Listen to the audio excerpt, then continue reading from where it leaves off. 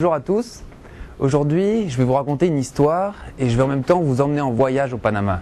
Je vais vous raconter l'histoire d'un groupe d'étudiants de HEC Montréal, école où l'on enseigne le capitalisme, la maximisation des profits, l'augmentation des bénéfices. Comment une équipe d'étudiants s'est rendue au Panama pour offrir du bonheur à des gens, pour maximiser leur bonheur en implantant un programme de microcrédit. Alors tout au long de mon histoire, je vais vous raconter comment ils ont sélectionné le village où ils vont se rendre, ou les villages plutôt, tout le processus de sélection. Mais avant tout, j'aimerais vous parler de l'élément central, de l'élément le plus important de ce projet qui va l'amener au succès. Il s'agit de l'équipe. L'équipe M-Panama a été faite sur mesure pour une mission de collaboration internationale sur place. Elle est composée de 5 personnes. La première, Marianne Béard, qui a participé à la mission en Thaïlande, elle incarne à elle seule toutes les valeurs de l'organisme. Déterminée, engagée, quadrilingue, internationale, c'est vraiment une valeur sûre pour nous et un moteur dans l'organisme. Son acolyte, Sabine Butin, qui étudie aussi les affaires internationales entre l'Allemagne et la France, elle a participé à la mission au Nicaragua, elle connaît la culture latine, elle sera aussi un élément clé. Paola Dueñas Estreda, la latina de la mission, mexicaine d'origine, psychologue, elle va nous permettre d'approcher les populations avec d'une manière pédagogique. On va pouvoir établir grâce à elle une communication amicale, une communication de long terme.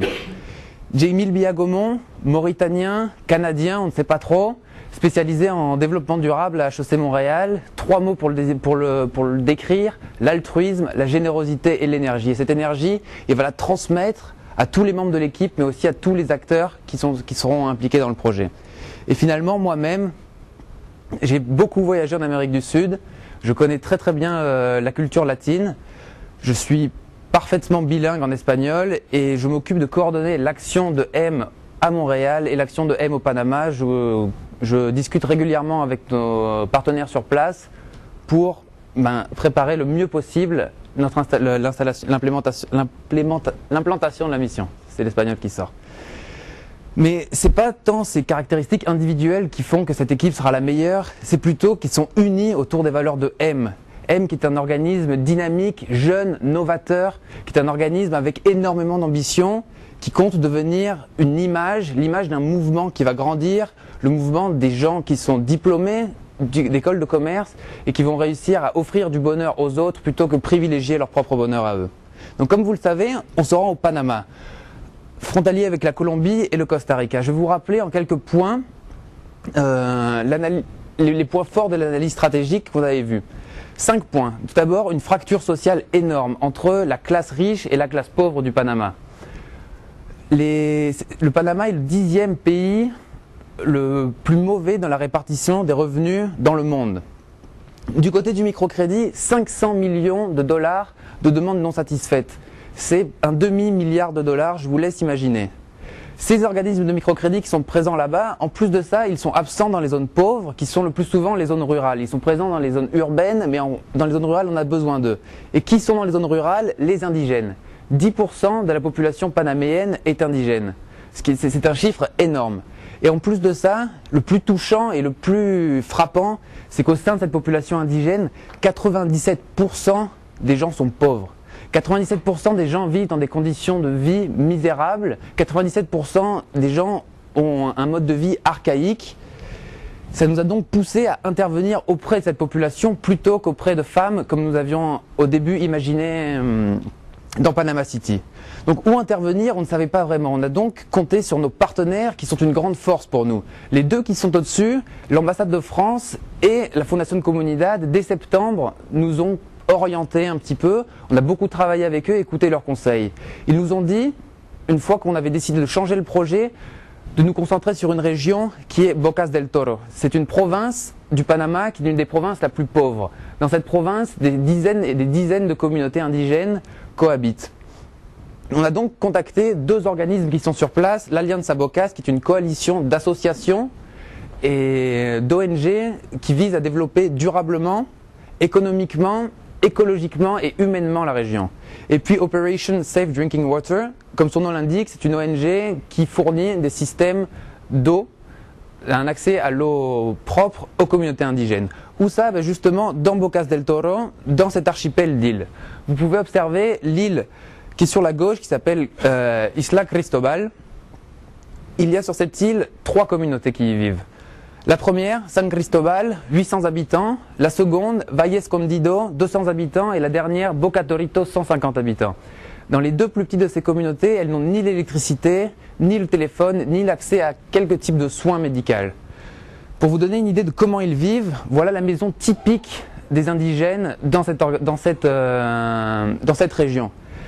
Ce qui est encore plus frappant, c'est que dans un village de 200 habitants, on retrouve 20 maisons, 25 au maximum. Ce qui veut dire que ces 10 personnes par maison qui vivent entassées là-dedans et qui dorment à même le sol. Donc comment on peut laisser faire ça? On ne peut pas. Donc justement, je vais vous expliquer comment nous, on va arriver là-bas et puis on va essayer de faire changer les choses. Comment ça va se passer? Ça va être tout simple. En 4 phases, premièrement, une première phase de prise de contact. Ça va durer 1 mois. Pendant ce mois-ci, on va essayer de communiquer avec les femmes, d'apprendre à les connaître, vraiment de devenir des amis, de devenir des supporters, des accompagnateurs. On leur demandera de former des groupes solidaires. Je répondrai volontiers à vos questions sur les groupes solidaires après dans la période de questions. Après 1 mois, on distribuera les premiers prêts. La phase 3, tout de suite, 2 semaines après, les premiers remboursements des prêts vont arriver et on va tout de suite rentrer dans la phase 4, une phase cyclique parce qu'on va réinjecter à chaque fois l'argent qu'on récupérera pour donner de nouveaux prêts. Et ceci pendant des mois et des mois. En parallèle de ce processus, un processus d'investigation qui est super important pour la viabilité de notre projet sur le long terme. Parce qu'une fois qu'on aura touché une population, il faut qu'on continue à en toucher d'autres. Vous avez l'air un peu perdu, je vais vous donner plus de détails sur notre programme. Notre budget, 15 000 $. C'est très très peu, mais on peut faire énormément avec 15 000 $ pour les indigènes du Panama. On va distribuer des microcrédits entre 100 et 250 $, soit une moyenne de 175 $. 12 mois, 24 versements, ça sera des remboursements bimensuels. 20% pour le taux d'intérêt, ce qui est largement inférieur au taux d'intérêt que proposent toutes les ONG ou toutes les banques de microcrédit au Panama. Et bien sûr, aucune garantie, c'est du microcrédit, on est basé sur l'honneur. Et avec ça, qu'est-ce qu'on est capable de faire? Avec ça, on va réussir à toucher 85 personnes. 15 000 divisé par 175, ça fait 85. 85 personnes touchées par la première vague du microcrédit. Après 2 semaines, ces 85 personnes vont rembourser. On va donc pouvoir récupérer suffisamment d'argent pour redistribuer des microcrédits à 4 personnes. 4 personnes pendant 2 semaines, pendant 1 an, ça fait 300 personnes. La Grameen Bank de Mohamed Younous estime qu'avec un programme de microcrédit, on peut toucher 4 à 5 personnes directement. Ce serait donc 1200 personnes en 1 an touchées indirectement par notre programme, soit la population entière de l'île de San Cristobal que vous avez vu tout à l'heure. C'est pour ça que le processus d'investigation est super important. Une fois qu'on va connaître un ralentissement sur l'île de San Cristobal, on va essayer d'étendre justement notre influence à d'autres îles de l'archipel et on cherchera à trouver des communautés sur le continent et dans l'ensemble de l'archipel. Pour terminer, j'aimerais vous raconter une petite anecdote, une histoire qui vraiment m'a touché, qui en a touché certains parmi vous, dont Idriss, que je remercie vraiment de nous avoir aidés. On a reçu un message il y a quelques mois d'une élève birmane à qui nous avions enseigné en Thaïlande. Et elle nous a expliqué que Buchuchu, ce petit garçon que vous voyez là, qui a 2 ans, était sur un lit d'hôpital et qu'il allait mourir et elle n'avait pas l'argent justement pour le soigner, pour lui offrir des soins médicaux. Nous, qu'est-ce qu'on a fait? On a lancé une levée de fonds éclair. On a réussi à lever, grâce à Idriss encore, une somme suffisante pour l'envoyer et pour le soigner. Buchuchu est maintenant en vie et il illumine la vie de sa mère. Et nous, ce qu'on a envie de faire, c'est on a envie de continuer d'illuminer la vie de beaucoup de gens qui sont pauvres, qui souffrent. Et vraiment, ça, c'est quelque chose qui nous prend à cœur, qui nous tient à cœur. Et c'est quelque chose qui est intrinsèque à tous les membres de M. Et c'est quelque chose pour lequel nous allons lutter et nous allons vraiment nous investir. Merci beaucoup. Un gros projet, Crecer Juntos Panama, ne l'oubliez pas, vous en entendrez parler dans les prochaines années. Merci beaucoup.